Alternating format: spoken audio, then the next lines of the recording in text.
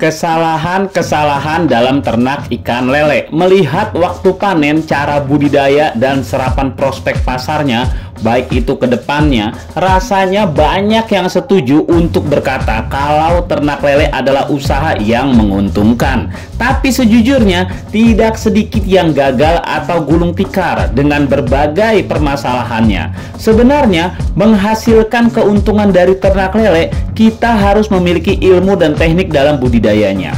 Kalaupun sudah paham, tetap saja harus memperhatikan beberapa hal agar tidak terjadi kesalahan. Berikut ini adalah kesalahan-kesalahan dalam usaha lele yang berakibat kebangkrutan. Terlihat sepele memang, tapi sebenarnya ini fatal. Dan parahnya lagi, sedikit peternak yang sadar akan hal ini. Simak video ini dan suka tidak suka kita pernah melakukannya. Bahkan mungkin masih terus kita lakukan hingga saat ini. Apa saja? Yuk kita simak. Nomor 7. Salah memilih tempat ternak lele. Faktor kegagalan terbesar adalah kesalahan memilih tempat. Biasanya yang penting asal ada lahan kosong, ada air, atau bisa jadi kolam, langsung dipilih menjadi tempat untuk beternak. Hal seperti ini sering sekali dialami para pemula. Demi biar cepat punya usaha, asal ada tempat yang dirasa bisa jadi kolam, sudah langsung dihajar saja. Ada beberapa faktor penting yang harus dipertimbangkan untuk tempat usaha budidaya lele ini. Perhatikan dan selidiki apakah wilayah tersebut bebas banjir, daerah susah air kalau musim kemarau, akses jalanan panen sulit atau tidak. Jangan ikan sudah panen, untuk mencapai ke mobil transportasinya saja membutuhkan waktu angkut sejam lebih digotong-gotong. Belum lagi perjalanan ikan nantinya, sudah pasti ikan sudah mabuk di tempat. Begitu juga saat bibit masuk, sudah lelah di perjalanan jauh, masuk ke kolam kita masih sulit lagi aksesnya dan makin stres. Transportasi pakan pun bawa karung-karungan harus dipanggul dengan jarak yang lumayan jauh. Lain lagi soal wilayah yang banyak hama, musang, anjing air, binyawak, ular, dan lain-lainnya. Mereka-mereka ini hewan yang sudah sangat handal dalam melakukan pencurian ikan dari kolam-kolam saat kita lengah. Perhatikan posisi kolam kita, aman atau tidak dari mereka. Bicara soal banjir, bisa ditanyakan sejarah peternak-peternak lele yang gulung tikar karena hujan semalam, kolam banjir, dan ikan hanyut bersih dari kolam. Analisa sejarah tempat wajib kita pahami. Tidak lucu, uang ratusan atau puluhan juta kita habis terbawa hanyut air dalam semalam. Kandungan air di tempat itu pun harus kita pahami sebelum menentukan tempat ini apakah airnya mengandung besi, belerang, sering kering kerontang di musim panas, dan lain sebagainya. Belum lagi lahannya ini apakah sengketa, kontrak, lahan PT, atau bagaimana. Jangan lagi enak-enak usaha, sirkulasi panen udah jalan, pelanggan udah ada, malah mau digantiin, sewa nggak mau diperpanjang, atau disuruh cari tempat baru saja. Ujung-ujungnya yang punya tempat yang mau usaha ngegantiin kita. Kayaknya pengalaman nih. Nomor 6. Salah memilih bibit lele. Kalau mendengar 2 bulan setengah panen, 2 bulan pas panen, atau 3 bulan usaha ternak lele panen, semua hal yang berbau kecepatan panen semakin menyemangati kita untuk terjun ke bisnis ini. Padahal untuk mencapai panen, salah satu syarat yang harus terpenuhi adalah kualitas bibitnya. Sehebat apapun pakan kita, probiotik kita, semodern apapun sistem kita, sebagus dan semewah apapun kolam kita, kalau bibitnya tidak berkualitas, hasilnya tidak akan sesuai harapan. Pemilihan bibit lele pun sangat berpengaruh terhadap hasil akhir. Semakin baik kualitas benih ikan lele, maka semakin tinggi pula persentase keberhasilannya. Sebaliknya, salah pilih bibit lele akan menyebabkan resiko kegagalan tinggi di budidaya lele. Agar tidak gagal di bisnis ini, pembelian bibit harus dari sumber penjual yang terpercaya. Tanya, ini sortiran bibit keberapa ya kepada si penjual? Ini hal yang wajar, jangan malu-malu. Daripada kita yang kena resiko sulit nantinya, indukannya dari mana, dari balai perikanan bersertifikat, atau dari petani yang memang berpengalaman. teruji di bidang pembibitan ini. Penjual yang biasa menjual bibit dari hasil bibitnya ini selalu mencapai panen atau enggak? Ikutlah kita ke sana membeli bibitnya. Jangan asal beli bibit di pasar-pasar tidak jelas. Lihat, asal lihat ukuran 78 cm misalnya langsung dibeli hanya karena ingin cepat memulai usaha. Kita semua paham kalau lele tidak akan besar serentak. Begitu juga usia bibit. Ketika si petani ngawinin lele, dari bibit disortir, mana yang gede dijual, mana yang kecil digedein lagi. Seminggu kemudian disortir lagi, yang gede dijual lagi, yang masih kecil digabung lagi, sama dikawinin sama yang bibit-bibit yang masih lama, yang masih belum besar, dan seterusnya begitu sampai sortir kelima atau keenam mungkin. Bibit yang tadinya kecil-kecil bantet itu barulah mencapai besar 78 cm. Nah, baru dia jual ke kita. Kalau di tempat asalnya saja besarnya segitu lama, apalagi di tempat kita nantinya. Bisa-bisa habis-habisan pakan kita kasihin ke dia, besarnya enggak. Karena kalau sudah ketemu bibit bantet, sudah pasti kita akan rugi. Makan banyak, gedenya enggak. Pemilihan bibit termasuk poin penting kegagalan banyak petani-petani lele.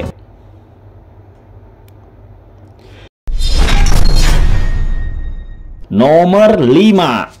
Tidak paham probiotik, vitamin, dan obat lele. Ketika kita berternak, sudah pasti dalam perjalanannya ada batu sandungan masalah. Baik itu dari segi pakan, kolam, air, bahkan penyakit ikan lele. Biasanya karena minim pemahaman soal obat-obatan lele ini, resiko kegagalan para pemula sangat tinggi. Kita akui saja, kita memelihara makhluk hidup yang sama seperti kita, butuh makan dan bisa terserang penyakit. Pemahaman tentang obat-obatan harus kita mengerti, baik itu obat secara tradisional ataupun secara kimiawi. Penyakit ini, obatnya ini, penyakit itu, kasih itu. Ketika lele kurang nafsu makan, beliin saja kunyit, lalu diparut dan dibibis dalam campuran pelet agar kembali nafsu makannya. Hal-hal semacam itulah kita harus paham. Lele menggantung manfaat daun pepaya apa, bawang putih apa, buah pace dan lain sebagainya. Kembung, kasihkan campuran jahe di pakannya.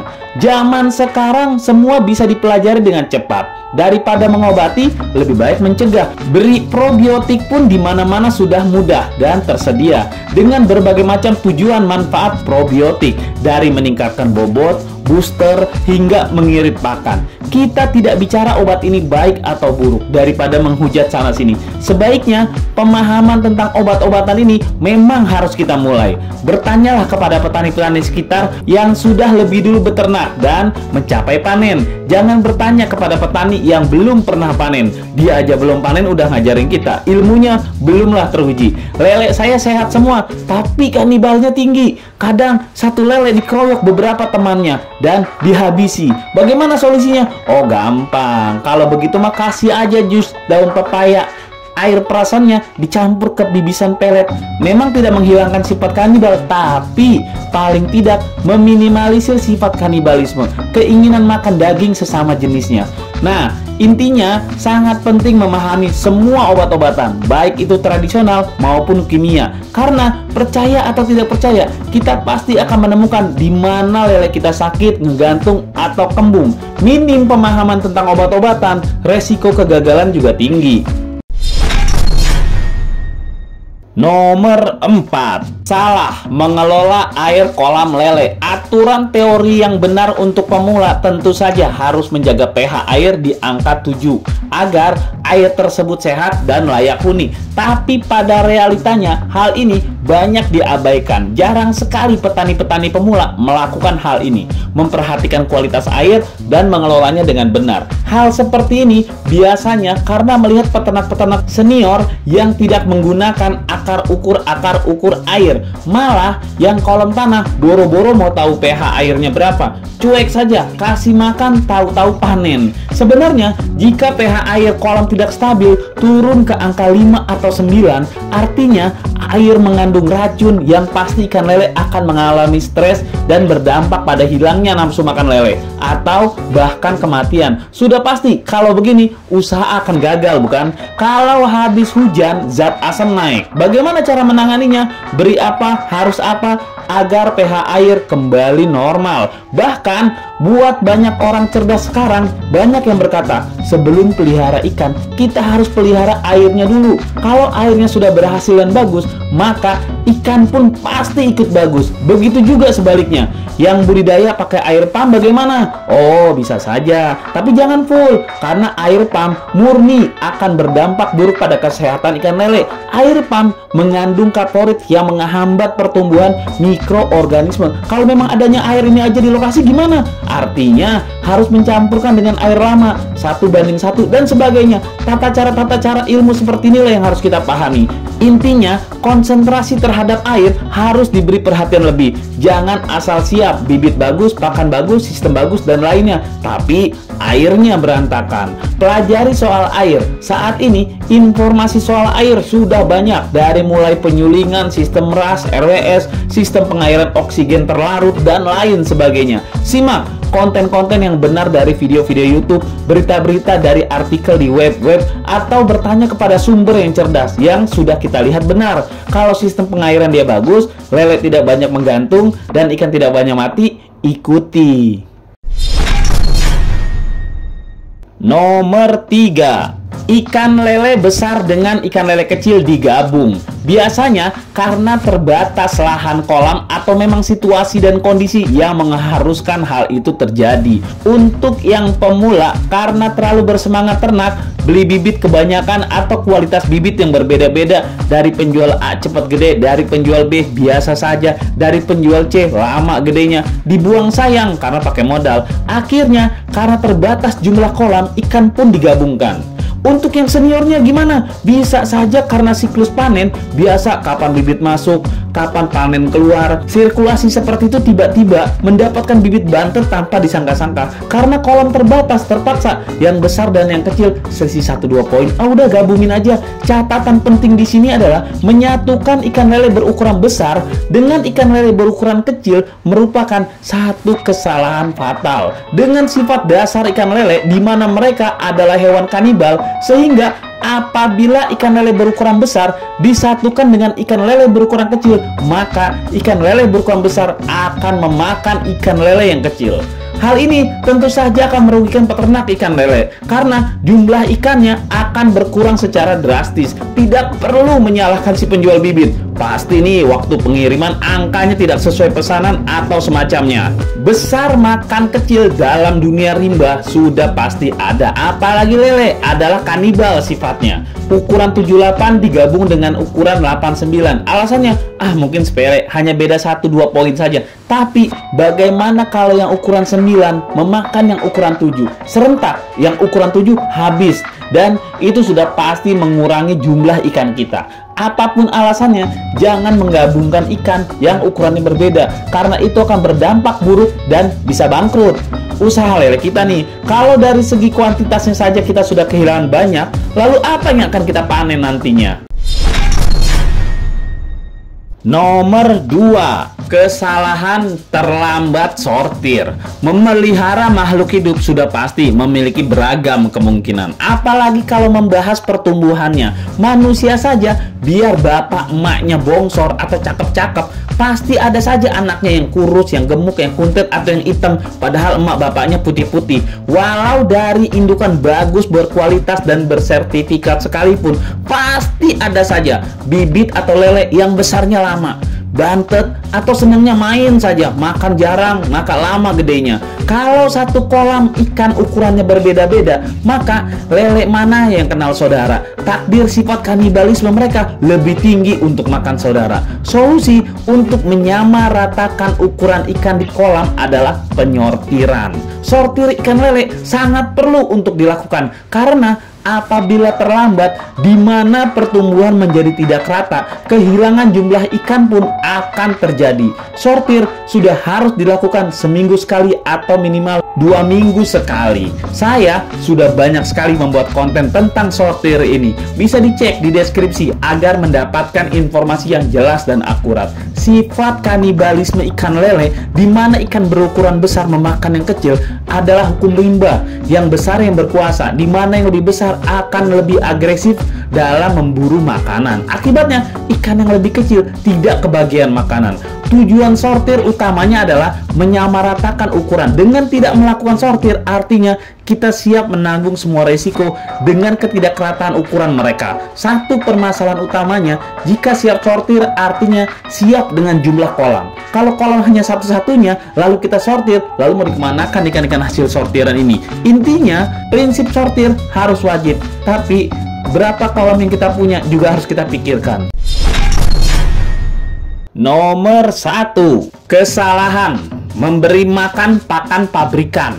Bicara soal pakan pabrikan, sudah pasti yang kita maksud adalah pelet. Pada dasarnya, memberikan ikan dengan pelet kering itu menyenangkan, tidak menyebabkan bau di tangan dan tidak kotor. Catatan penting, kita bicara secara logika. Pemberian pelet dengan cara ditebar langsung adalah cara yang salah. Karena setiap butiran pelet yang kita masukkan ke kolam akan mengembang. Bisa dibayangkan kalau kuota perut ikan lele itu sebenarnya 10 butir saja. Tapi dia makan mungkin lebih dari itu. Karena lele adalah hewan yang rakus. Dan lebih parah lagi, pelet itu tidak kita bibis. Pelet mengembang dalam perut yang mengakibatkan si lele kekenyangan dan menggantung. Jadi pokok permasalahannya di sini adalah pelet yang mau kita berikan kepada lele harus dibibis terlebih dahulu. Direndam sedikit air agar mengembang. Meskipun hal ini malas dilakukan oleh para peternak senior, padahal ini penting. Terkecuali pelet yang kalian berikan ini bukan di waktunya mereka makan, hanya sekedar iseng di luar jam makan. Sesekali tidak sampai kenyang atau tidak sesuai takaran, mungkin memberikan pelet secara langsung seraup 2 raup tidak masalah. Ingat, pakan lele gampang sekali mengembang di air. Karena hal itu, jangan menabur pelet lele yang akan mengembang ke kolam karena bisa mengakibatkan lele menggantung dan mati dalam keadaan perut membengkak. Ada banyak trik dalam hal membibis pakan pelet ini. Ada yang hanya memberikan percikan air hangat, ada yang memberikan larutan probiotik, ada juga yang memberikan jus pepaya agar meminimalisir kanibalisme. Apapun tujuannya, memberikan campuran saat membibis adalah cara yang tepat agar apapun yang kita beri itu langsung masuk ke tubuh lele. Yang penting dibibis, jangan tidak dibibis. Lele kalau sudah menggantung, baik itu kekenyangan ataupun sakit, agak sulit menormalkannya kembali. Karena kita harus tahu dulu, menggantung karena apa? Karena kekenyangan, atau karena pH air, karena penyakit, atau karena hal yang lainnya. Ingat, lele menggantung dekat dengan kematian.